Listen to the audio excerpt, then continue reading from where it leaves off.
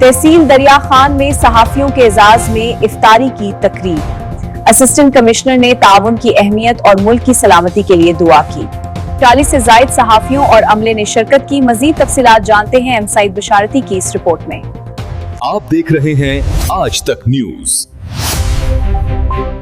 खबर सच के साथ।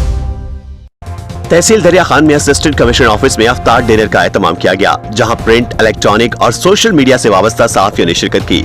तकरीब राना मोहम्मद शफी की जेर निगरानी मुनक्किद हुई। तकरीब के अख्तिताम पर मुल्क, पाकिस्तान और दीगर इस्लामी ममालिक की सलामती और इस्तेहकाम के लिए दुआ भी की गई। रिपोर्ट एम सईद बिशारती और आप देख रहे हैं आज तक।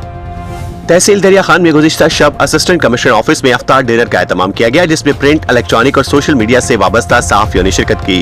जरा के मुताबिक तकरीब राना मोहम्मद शफी की जेर निगरानी मुनक्किद हुई, जिसमें 40 से जायद सहाफी शरीक हुए, जबकि दफ्तर का तमाम अमला भी मौजूद था। सीनियर और जूनियर सहाफियों को यकसा तौर पर मदऊ किया गया था। इस मौके पर असिस्टेंट कमिश्नर का कहना था कि सहाफियों की निशानदही से तहसील दरिया खान में मसाइल के हल में इंतजामिया को सहूलत मिलती है और बाहमी राब्ते मुअस्सर हुक्मरानी के लिए जरूरी है।